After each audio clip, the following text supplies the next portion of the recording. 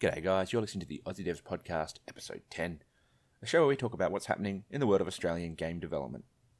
I'm your host Glenn, I'm joined by Eric, and our special guest today is Senator Scott Ludlam, who is the co-deputy leader of the WA Greens Party.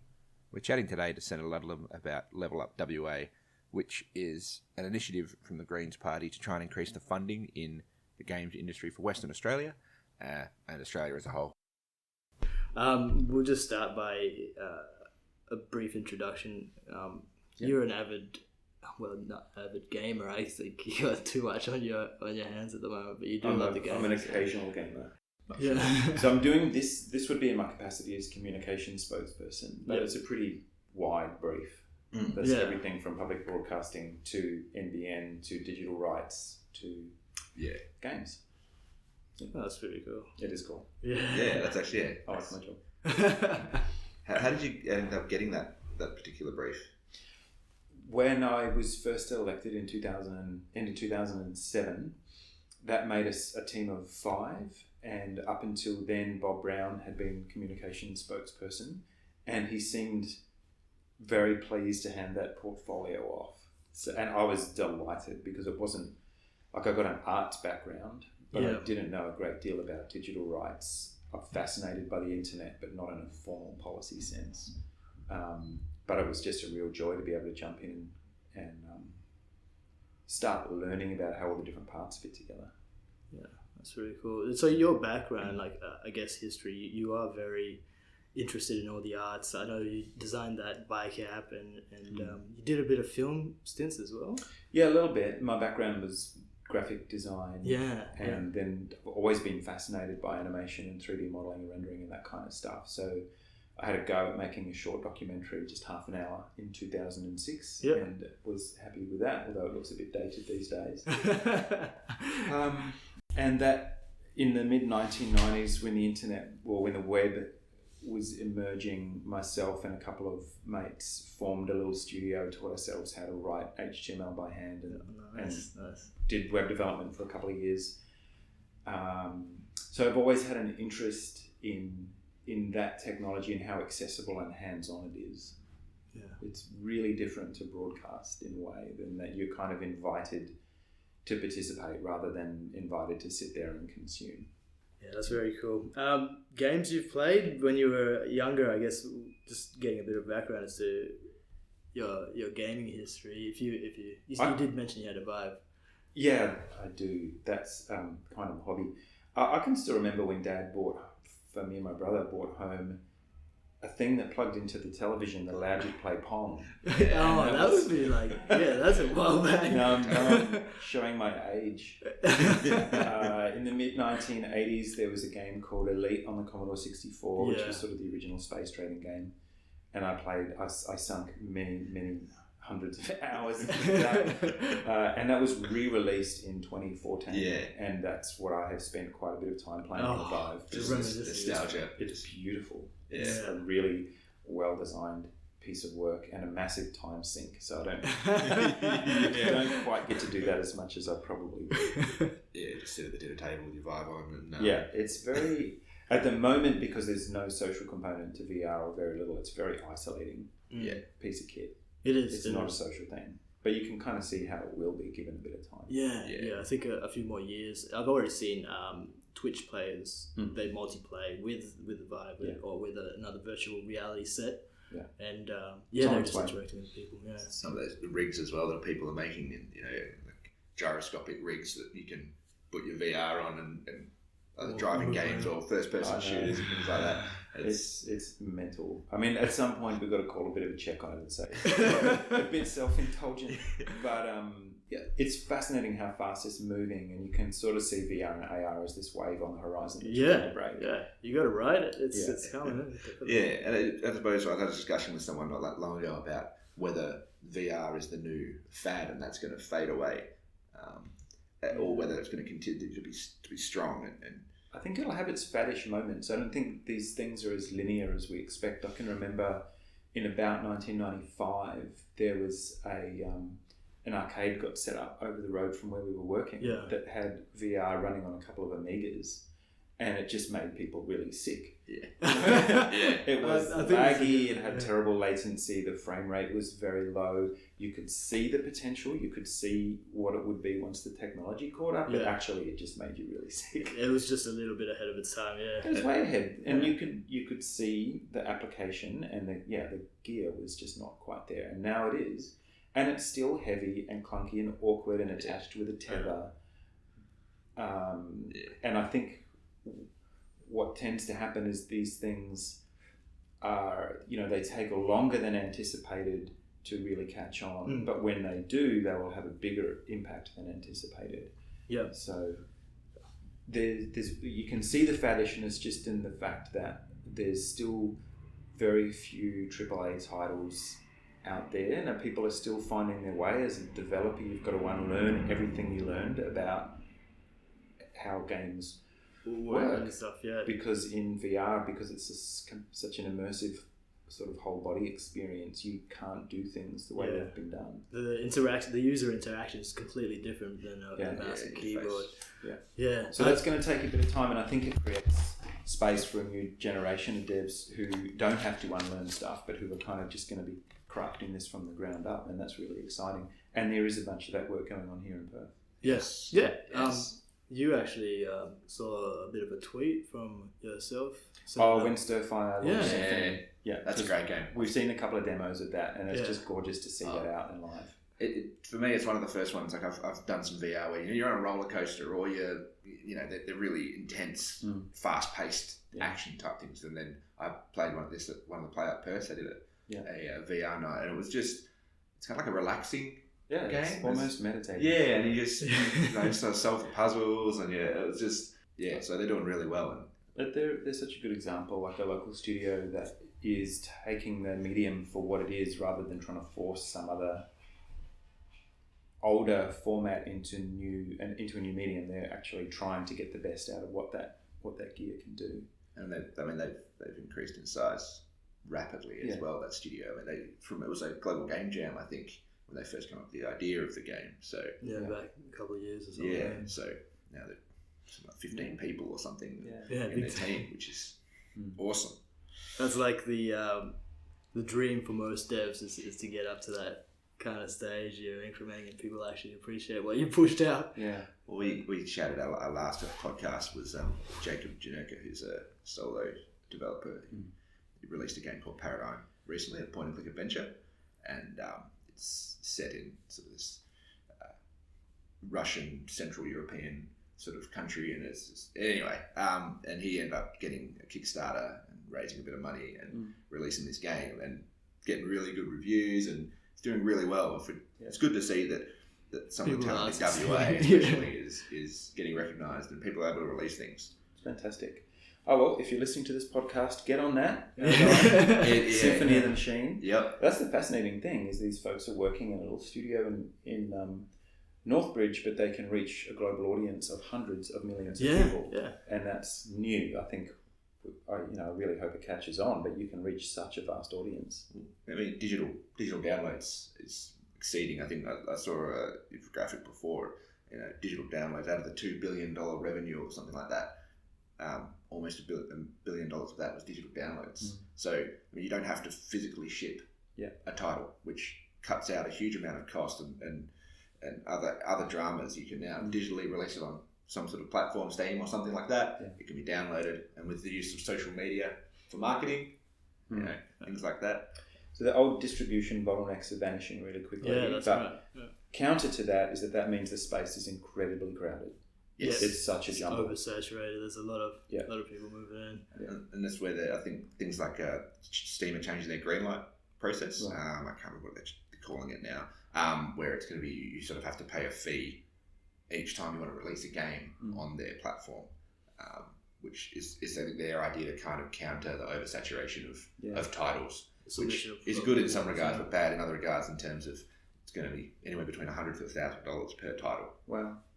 Well, they've got to be really careful, I suppose, about how they don't become another distribution bottleneck. Otherwise, producers and developers are just going to go around them. But it's an interesting model that they I think what you're trying to do is place the minimum possible barrier between the dev and the audience. Yeah. But people will still pay for curation.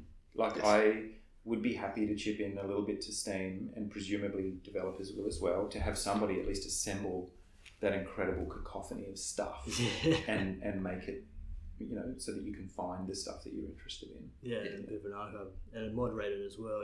You want a bit of quality assurance going through with some of this stuff. True. So, yeah. I guess that all leads to the Level Up WA plans that you guys have been. It's on your website, Greens. We'll link that on the show notes. But you've got a lot of 6 key points, I think, there. Yeah. Well, what it really is we geared down a national initiative from the year before and said, what would this look like in a state context? And the playing field is not level, and it hasn't been for a while, in that there is some state support in places like Victoria, where the state government's actually been, they help them put the arcade together, and that's given people a place to work and collaborate. There's nothing like that really exists in WA. No. There's really effective advocates and people like Kate Rains-Goldie here who are, fantastic advocates for the industry and try to create those collaborative spaces. But it would help a lot if there was some sort of state and or federal support for this emerging industry. So what the report said in a nutshell, or what our proposal was for the state election with Level Up, was got to reinstate the Games Industry Fund that was cancelled by George Brandis. All it was as a national fund was $20 million over 3 years. Yeah. And it wasn't for handouts, it was for, concessional loans and support and assistance. And the idea was that at the end of the 3-year cycle, you've still got $20 million. Yeah. And because they killed it halfway through, we'll never really know how successful. Yeah, we won't really know how successful it would have been, except that the feedback and the data from the first half of the rollout was that it was profoundly successful. Got a lot of good people on their feet. So gearing that down to WA and making sure that some of that money hits the ground here, we think that there should be state support for collaborative workspaces, 1 or 2, and not necessarily just in the metro area either, but something like the arcade is a good model to work on, because they put everybody from artists all the way through to marketing and industry people in really close proximity. You can just go next door and talk to people who are really good at that particular. That's very good. That cuts out a lot of effort as well. Just having those people nearby. The other feedback we had was the importance of being able to get to trade shows and industry shows. Even to be able to get to stuff like PAX in Melbourne from Perth. Costs a bit of money. Well, that's what we're looking at going this year. We're trying to get a media pass if we can wrangle that. But it's something like $156 for a 3-day pass, plus your flights, plus your accommodation. It adds up. And it adds up if you're doing this without an income and trying to put something interesting together. Yeah. But they get like 70,000 people there. They do. It's a big convention. It's a big thing. And then, same goes, but for even larger barriers to entry to get into some of the overseas conventions and that. Yeah. So that's the Game Developers Conference. Yeah. Things like that, like in the States and in San Fran. Yeah. Important places for local crew to be, and there's no reason why we should prevent local developers from attending those sort of things and showcasing what they do. Yeah. We also want to see the producer tax offset extended to games, and this is one of those things where the law hasn't caught up with technology yet. The global games industry, even if all you're interested in is economics, and it's certainly not all we're interested in, but even if that's your only metric of importance, games are already bigger than film. Yes. Globally. That's huge. That happened really fast, almost invisibly, and it's as though no policymaker in Australia is aware that happened. That's right. Yeah. Well, I mean, it just shows how maybe backwards we are, even just the trying to get R-rated games in Australia recently. That took years. Yeah, and it's, the average game, I think there was IGEA released some information. The average age of the game is now like 35 or something like 33 in Australia. Yeah. And so, it's not children playing games, it's everyone who plays games. Yeah, and it's not just young white guys either. It's kind of nearly everybody. And I don't know if it really sunk in the degree to which a phenomenon like Pokemon Go. Yeah, that was a good example. There's hundreds of thousands of people in Australia who are gamers, would never describe themselves as such, but they're walking through the park, collecting, chasing imaginary things. So that, what the producer tax offset does is effectively allow a developer the ability to just afford themselves with the same tax concessions as if you work in film and level up the TV. playing field. Yeah, so we had that costed. And the other two things we figured were important and maybe a bit more politically polarising. One was that we need decent telecommunications infrastructure. If we're moving beyond a model where you have to go down to your local shop and buy a physical piece of glass to bring your game home on, if we're moving beyond that, then you need bandwidth. And the government has made such a balls up of the NBN that's a whole separate topic of conversation. I could just see you squirming. I live in Boddington currently, and I get 1.8 megabytes a second. Well, I get that in North Freo on a good day. Yeah. Okay. Seriously, it's there is absolutely a regional city divide, but this city is full of crappy old copper infrastructure and black spots and stuff. So it's everywhere. We were talking about this. We get a bit heated before. Just we both agree, and why they made the decision to go with what they've done is just beyond me. Politics, just cheap politics. I think Abbott told Turnbull go out and destroy the NBN, and he did. Yep. But it would have been better if he'd said, "All right, I'm here to destroy the NBN," but instead they said, "We're here to make it happen faster and cheaper," and neither of those things turned out. Just for $60 billion or something. That's $56 quite billion. Some of the numbers that are flying around yeah. hard to read. Anyway, so that is one, and the other one is diversity, because although the gaming community and people who play stuff is now demographically really representative, the dev community is not. And one of the best things actually about doing that Senate inquiry was seeing people like Tony Reid and other really, really good advocates for the sector fronting with that, owning it, and putting out their proposals for having the people actually making these games be more diverse, and that more diverse and talented people being given the opportunity to take their place in the industry. So what we figured is, all right, if there's Commonwealth or state money on the table, that table should be tilted in favour of improving diversity in the developer community. You're only going to end up with a better product at the end. A better experience. Exactly. It's always a hard one to try and where do you affect change, or how do you affect change in that space? Because it's the same in all industries across everything. Trying to improve diversity and get more diverse people in the work group, and it's got to start from the ground up, I suppose. It does that, and there aren't that many levers. But what we discovered in the course of doing that inquiry is that the game development sector is among the worst. Right. It's terrifically bad. It's very white, it's very young, it's very male. And there aren't that many levers, but it means we should make best use of the ones that there are. And one of the ones is, if you're going to be looking for taxpayer funding for industry support and development, then you can tilt the table somewhat in favour of increasing diversity. And as I say this, I'm not taking a shot at the industry or the talented people who are in it, because everybody who fronted and gave evidence named it. It wasn't like we had to extract this awful truth from people. It was plain to see. Yeah, it was plain to see. People are aware of it. They want to address it because they know that it will improve the quality of what's produced. And I think it's important, like you mentioned before, like having the leaders in the industry pushing that. You've got Kate Rains-Goldie, who's prominent female spokesperson for games in Western Australia and role model for women who do want to get into the game industry. Yeah, and here from IGA, so 47% of gamers are female. So I know that's just one section of diversity, but so half the people who are playing games are female, but half the devs are not. Exactly. So it's at least out in the open, and it's not some secret that the industry is trying to cover up. And that made me feel quite optimistic, even though it's a little bit daunting how far we've got to go. But at least people are really up for it.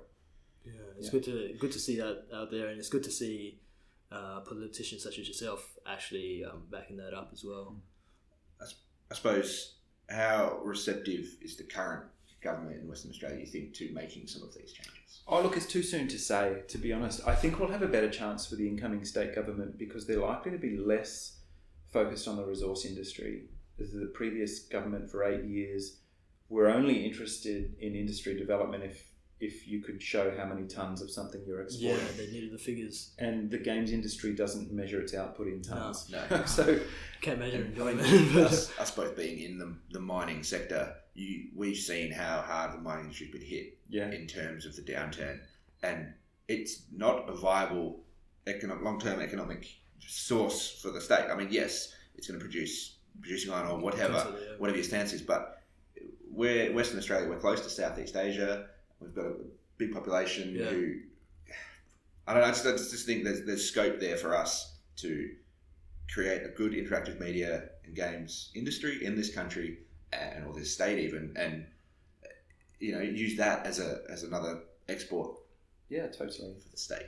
Totally. At the moment, the dollars are all flowing one way. This industry that we can agree is now bigger than film, so little of the output is produced in Australia. That means that's again, I'm interested in this sector much more from the kind of artistic and communications potential than I am in the industry side, but the numbers are nonetheless really powerful. Yeah. And WA has a history, Perth has a history partly because I think we're so isolated, of having really strong creative output, whether it be in music, in TV, in film, and I think in games as well, we should be a standout.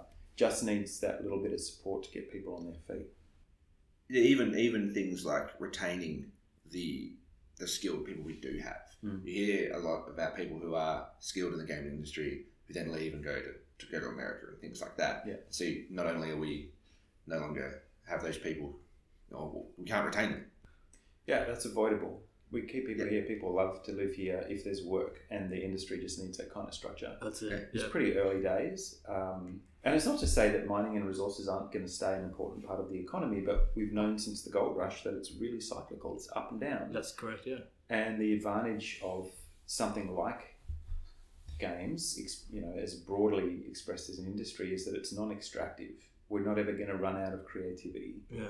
You don't run the resource base down. It just becomes better over time. That's one of the strange things about the gaming industry. It's kind of never ending. Everyone needs entertainment all the time. So it's exponentially, and the technology is exponentially getting better. So you can see that it's only going to go up. Like, I don't see us going backwards. Well, we can go backwards just through partly, like if you look at what happened to the industry during the global financial crisis and how hard Australian developers were hit by what the dollar did, that that hurt us. Even simple things like the unaffordability of commercial rents can hurt people, and the fact that we had, under Simon Crean as arts minister, you had a policy instrument that was put in place and then murdered a couple of years later. There are certainly ways that you can hurt the industry if you're being careless, and just the same, there's instruments and ways you can put in place. We know how to do industry development. It's not rocket science. Yeah. The Greens Party, you guys were proposing sort of like $4 million over 4 years for the Interactive Games Fund, and then sort of $2 million over 4 years with co-working space. In the grand scheme of the state budget, it's a very small amount of money. It's tiny. So some of that was going to be federal funding and some of it co-funded by the states.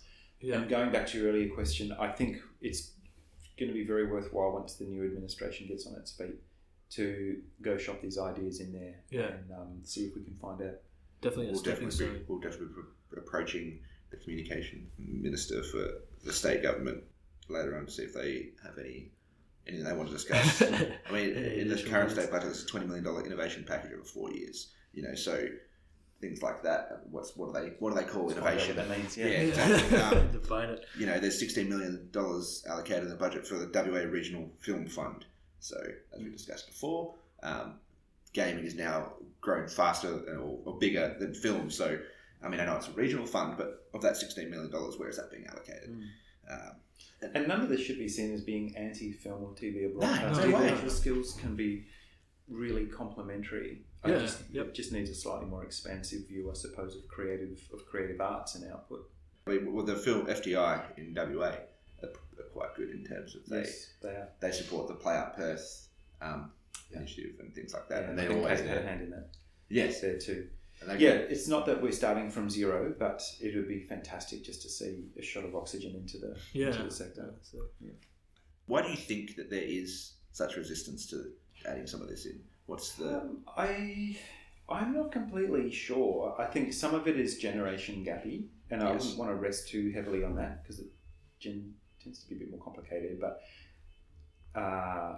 and it doesn't necessarily gel with that idea that demographically gamers are now identical to demographically across Australia. But I feel like there's some generation gappy stuff there. So when we did the Senate inquiry, we had a couple of Liberal senators and some of the Labor ones actually, older crew who were hearing this story for the first time and were kind of blown away, surprised in a good way, got excited. That's how come we got unanimous recommendations. Okay. You know, we were dealing with senators who were seeing this for the first time, hearing from the industry potential. I don't know whether it was that excited them or the creative potential. And it was a bit of an eye-opener for me, because some of this stuff I just thought, well, we've been saying this for years. That's what the industry's been saying for years. So some of it I reckon is that, and some of it is just the fact that we've got a federal government at the moment that is not really interested in industry development. Its priorities are elsewhere. Its priorities are strongly elsewhere. So the idea of going back in and opening up a budget allocation for a bunch of kids playing Doom is a hard ask, unless you're talking to people who actually, great game. Unless you're talking to people who've got a bit of a sense of the potential of it. So I figure some of it's just that cultural change. It's not hostility as such. It's more that people just don't know. Yeah, they don't understand. Yeah, it's interesting, I suppose. Yeah. Thinking about it, it's easy to see your own side of things all the time, right? Empathy, or whatever. It's hard to see from other people's perspective. But like you said, you can't just assume that people understand what's happening at the moment. But people don't. And how fast is the sector moving?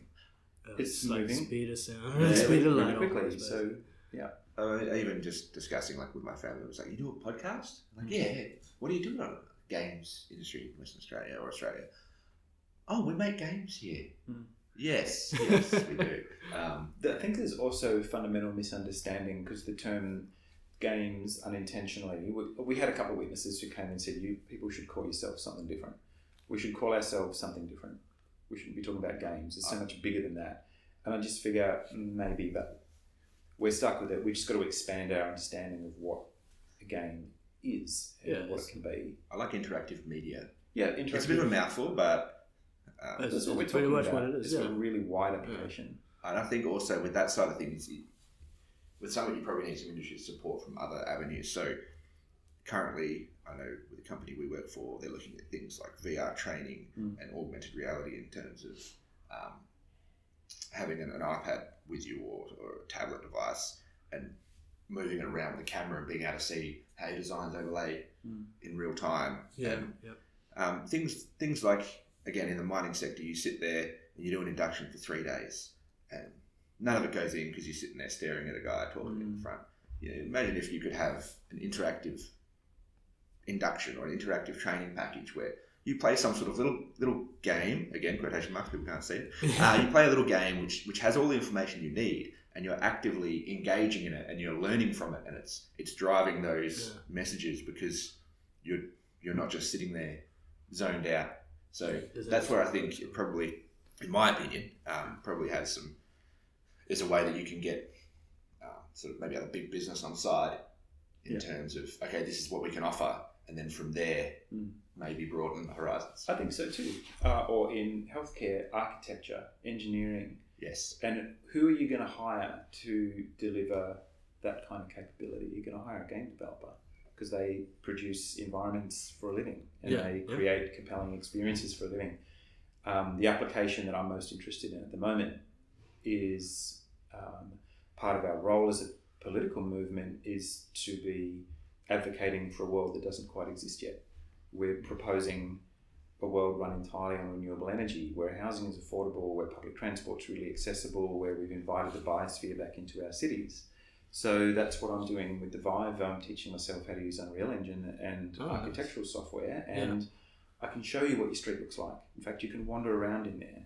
And that to me feels like, I don't think I would call it a game, but you know, I'm using all the same tools and skills, and yet I can create a compelling experience for people to say, what does it look like in your neighbourhood if we are able to deliver the stuff that we're proposing. So that's fun. Thank you very much for that, Senator. You definitely covered a lot with that report. So we did cover a lot of ground, didn't we? It's good. It was just a nice chat with you. Really appreciate you actually taking the time to talk to us, because, I mean, to be fair, it was a bit of a long shot. You think to yourself, I'm going to email one of the senators and see if they want to chat to us. And This is what we do. Really appreciate it. That's all part of it. Hi, everyone. Thanks for listening to our podcast. If you have any comments or queries, or alternatively want to come on the show, you can contact us at our website, www.aussiedevs.com, or on Twitter at AussieDevs, or our email, which is aussiedevs@gmail.com. Thanks for listening.